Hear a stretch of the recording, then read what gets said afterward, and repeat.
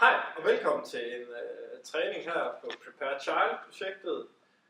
I dag skal vi igennem en pulstræning, hvor vi skal lave 5 forskellige øvelser. Hver øvelse laver vi i 45 sekunder, så holder vi 15 sekunders pause. Og når vi har lavet alle 5 øvelser, holder vi 1 minuts pause, og så starter vi forfra. Og det kommer vi til at gøre 4 gange. Nede på computeren her, der kommer vi til at kan følge med i både hvad øvelse vi er i gang med, og hvor langt vi er med tiden. Til at starte med, vil vi dog lige hurtigt lave en lille ledopvarmning. Så den går vi i gang med nu. Så vi starter bare her ved skuldrene, og bare ruller dem helt stille og roligt. Ruller bare bagud lidt.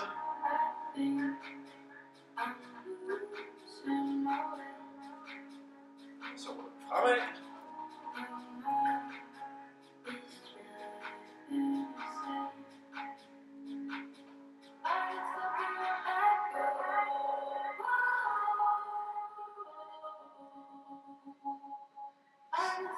Ja, så tager vi fat i vores skulder her, så kører vi bare sådan lidt op i. Og bare kører lidt fra hver side her. Vi mærker det her ved skulderen. Og her nede i ryggen.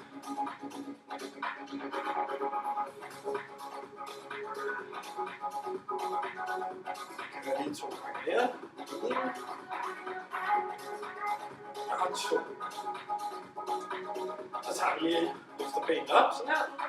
Og til siden. Og det andet ben. Til siden.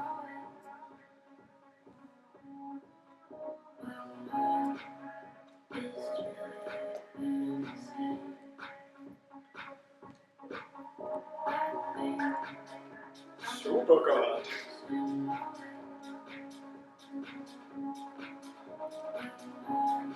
Ja, så kan vi lige stille som lidt spredte ben.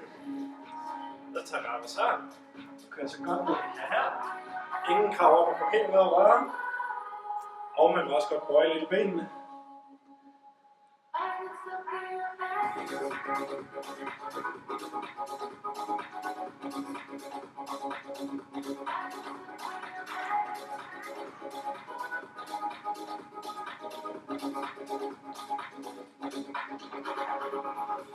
Her. Svinger bare lidt.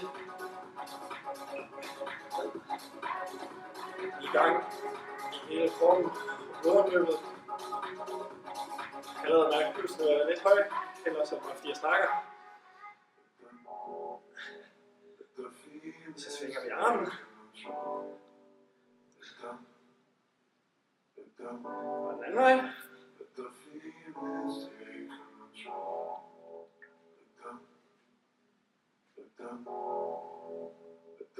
Så tager vi venstre arm.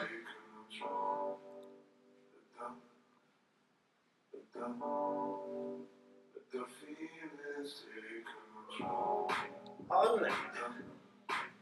Og så er vi ved at være klar til den første øvelse, som er mountain climber. Jeg går lige op og starter på computeren her, så I kan følge med. Og husk, mountain climber, I kan køre jeres helt eget tempo. Så der er ingen krav om, at det skal være super hurtigt. Heller langsomt, kontrolleret og godt, end hurtigt, ukontrolleret og dårligt.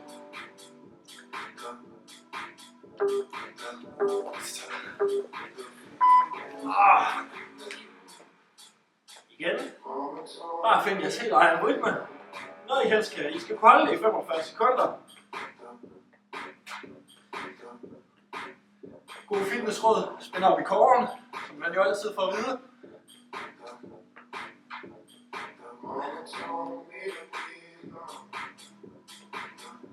Og I kan godt lave det på flade hænder. Jeg laver det på knogene, fordi jeg har dårligt håndled. Så ved I det.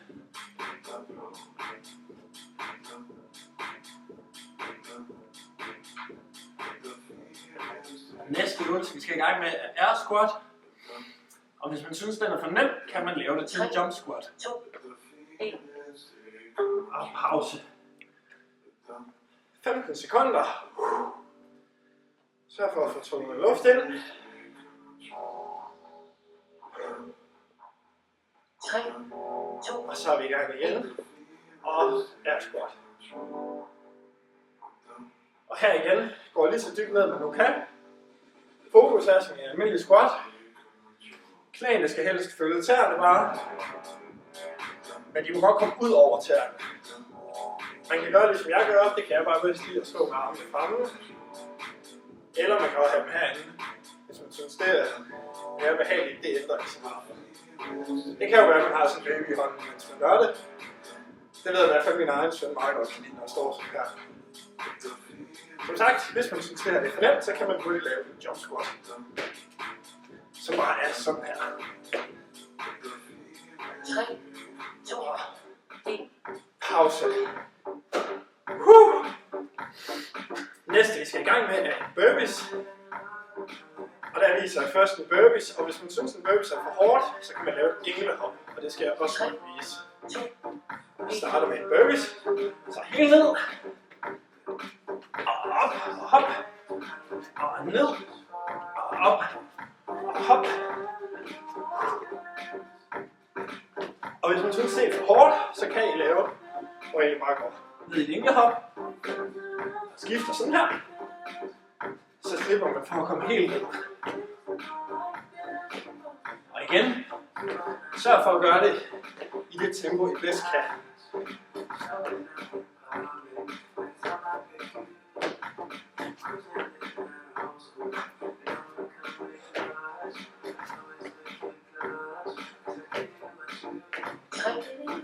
Og vi når lige en sidste. Og pause. Det næste vi skal i gang med er bicycle crunches. Og den laver vi bare stående.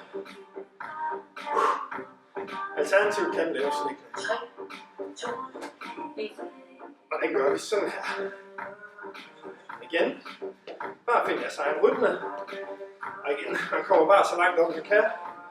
Og ikke noget krav om, man skal op og røre med knæet. Og husk. Lav det i tempo, så I kan lave det i alle 45 sekunder. Nu kan jeg i hvert fald mærke, at jeg er begyndt allerede at have sved på panden. Så det håber jeg også, I har.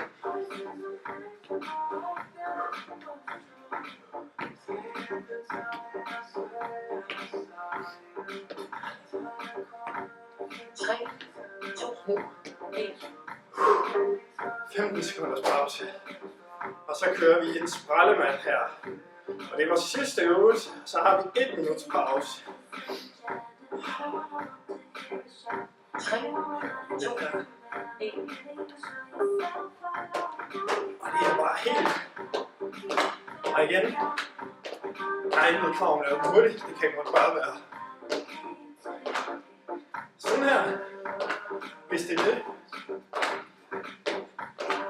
Igen. Noget I kan holde hele vejen.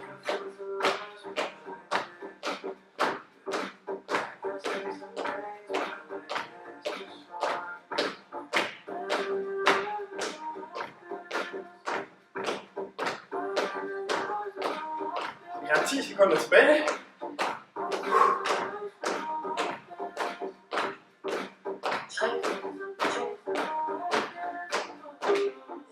Så har vi 1 minuts pause, og så starter vi forfra. Det var første runde.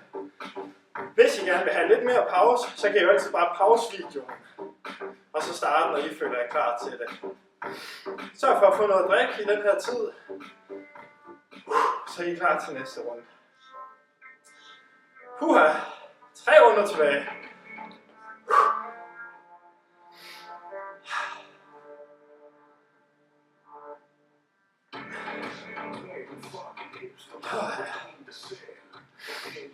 Og igen, det kan ikke siges nok gange.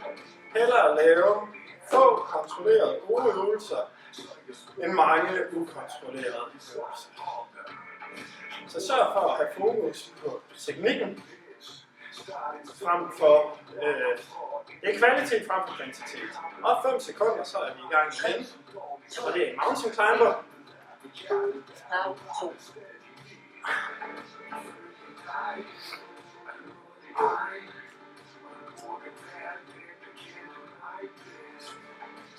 Puha.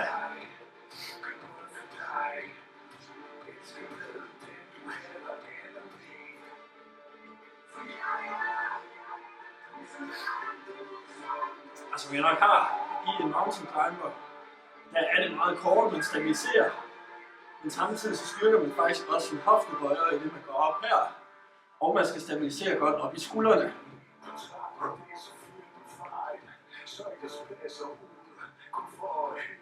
3, 2, 1. Og pause. Og så skal vi i gang med air squat. Og det er igen der, lave en air squat, eller man kan lave en jump squat. Alt afhængig af, hvad niveauet det er. Og vi er i gang igen.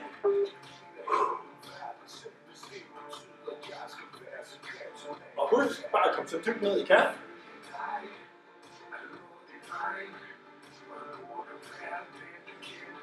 Alternativt, hvis man har svært ved bare at lave en squat i luften, så kan man egentlig bare have en stol. Det har jeg ikke lige ved mig nu. Så man egentlig bare sætter sig ned på stolen, rejser sig op, sætter sig ned, rejser sig op. Det er præcis samme mekanisme.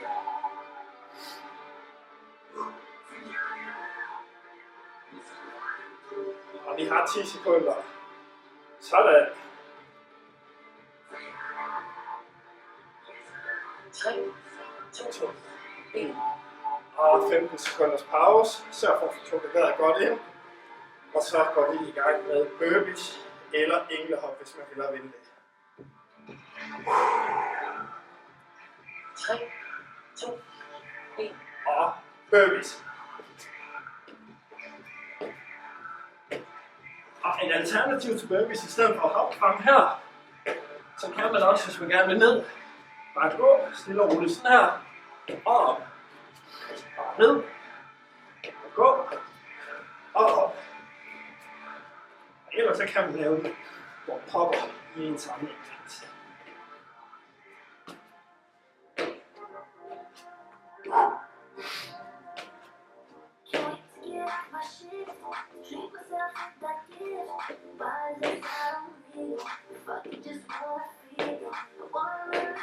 Og vi når lige en sidste. 3, 2, 1.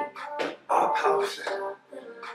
Og så er det, vi skal i gang med vores stående bicycle crunch. Sørg for at få trukket luften godt ind her i pausen. 3, 2, Og vi er klar.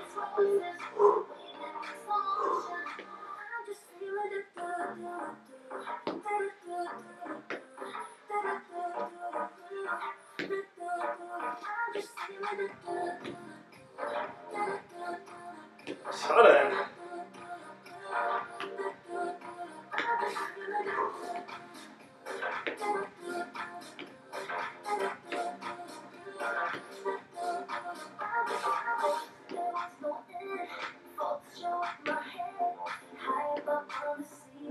Vi har 10 sekunder. Kom så.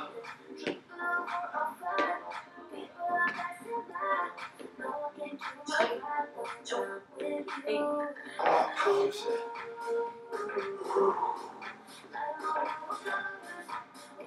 Så tror vi lavet godt, og så er det spejlermænd, vi er klar til. 3, 2, 1. Og spejlermænd. Og husk, efter den her, der har vi en længere pause.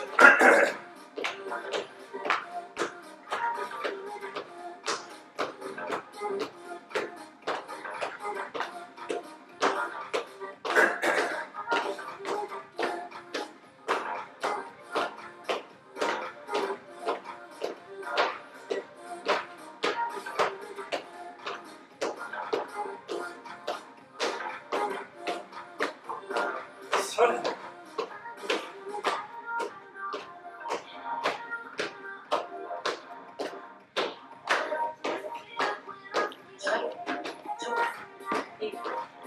Og 1 minut. Det var 2 runder klaret. Jeg har 2 tilbage, så vi er halvvejs nu. Igen, sørg for at få noget at drikke her i pausen. Har virkelig slappet godt af. Igen, jeg er desværre ikke lige i en situation, hvor jeg har en stol, ellers så kan jeg jo lige tage en stol og sætte jer ned. Og få pusten igen. Og igen, vi starter jo som den første øvelse med mountain climber.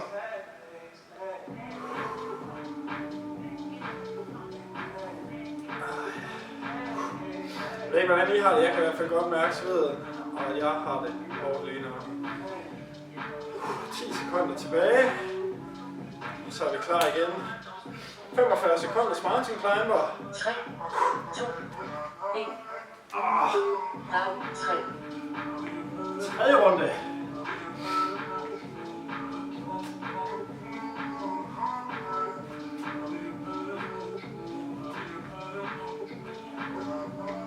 Og her er ligesom når man står i en planke egentlig. Pas på, at jeg ikke kommer til at stritte for meget med røven, eller det jeg gør nu, men heller ikke. Jeg skal heller ikke være hernede, så kan I næsten mærke, at så kommer der meget stor belastning på jeres skuldre. Så op. Og lad kåren gøre arbejdet og holde jer stabilt.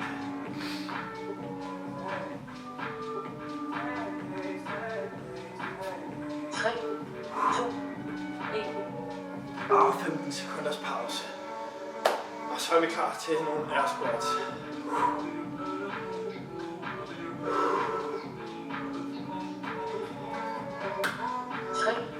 Så er vi klar igen.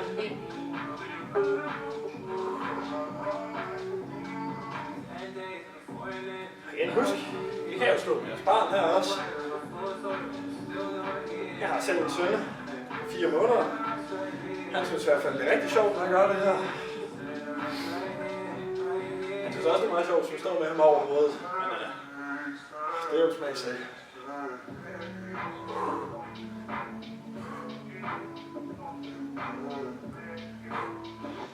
Og igen, hvis man hælder ved, så må man også godt have armene frem.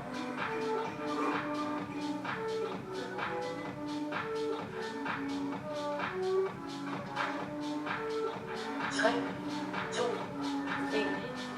Og pause. Så kan vi altså til den gode burpees.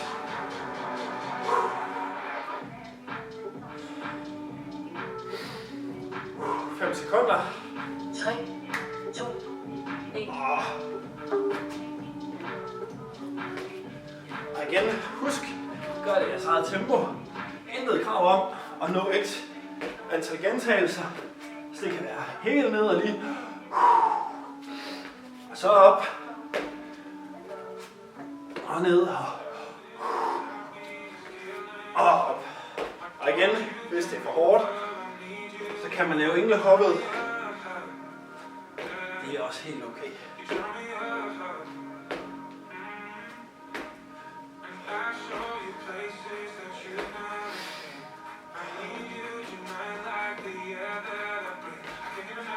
Og 5 sekunder, vi når lige en sidste.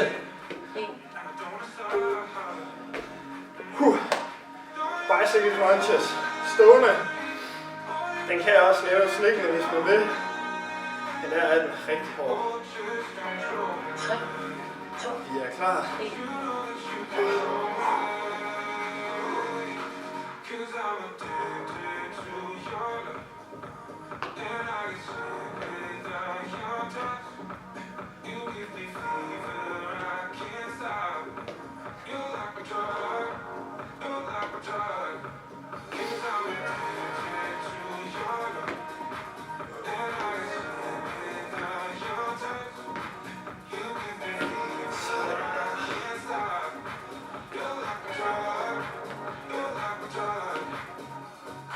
Og 10 sekunder.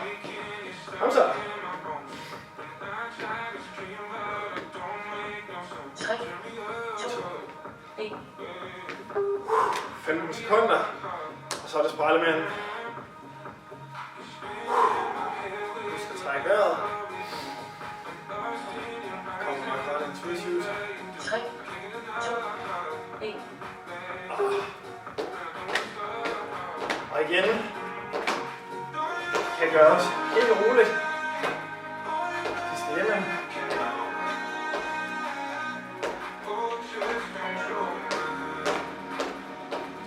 Og man kan også.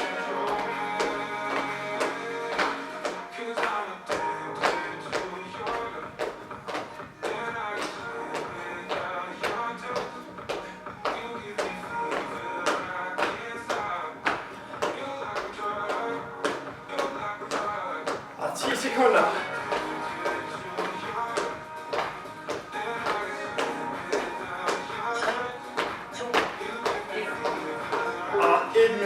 pause. Og så er der kun én runde tilbage. Sidste runde. Og så er dagens træning klaret. Huha. Det er også en god måde at sige. Så har vi været i gang nu. 20-25 minutter. Mere skal der faktisk ikke til. Men mere må man gerne. Altid kan lave mere.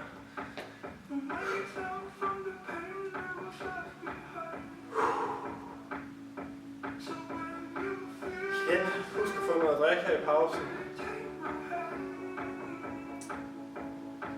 Så vand eller noget.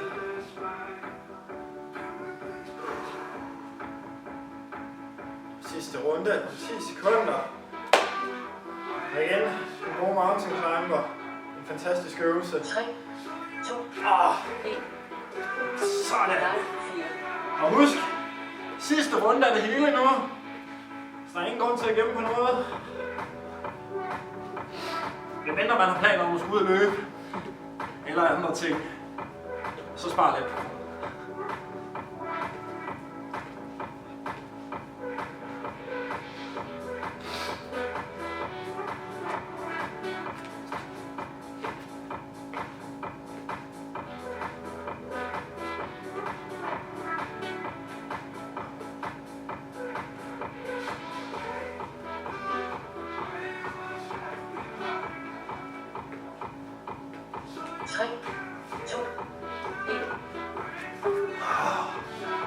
Så er det squat, air squat.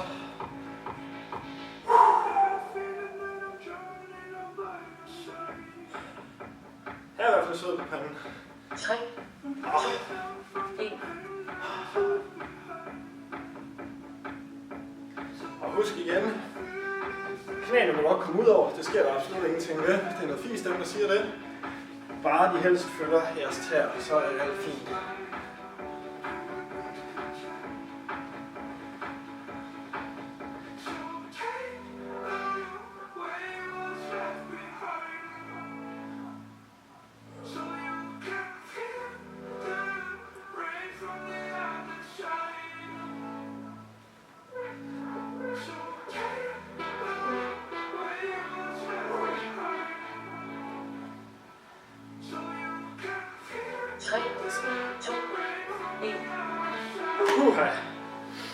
Burpees, sidste runde med dem. 45 sekunder tilbage. Husk, man må gerne lave englehop. 3, 2, 1. Det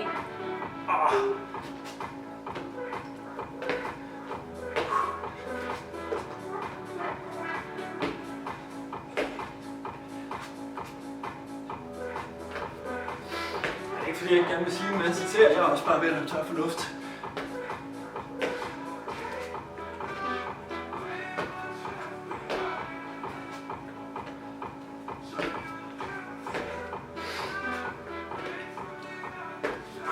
Det kan mærkes. Og 10 sekunder.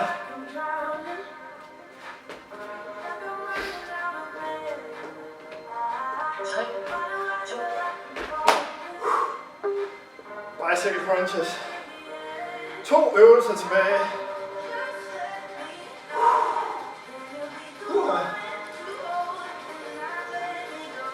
3, 2, 1.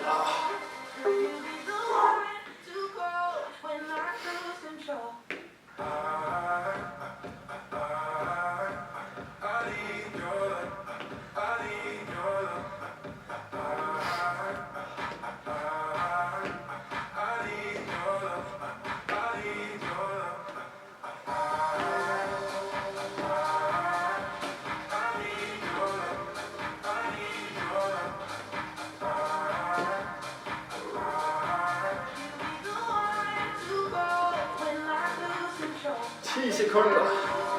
Og så er det sprællemanden som det næste. 3, 2,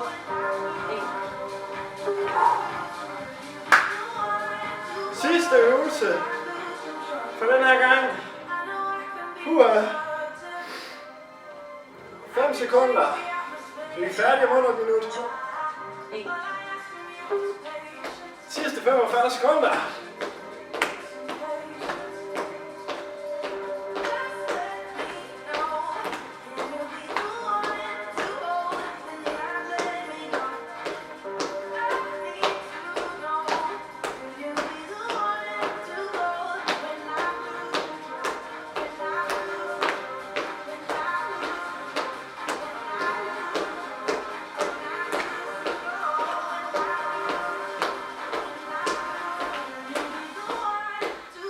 Sidste 10 sekunder.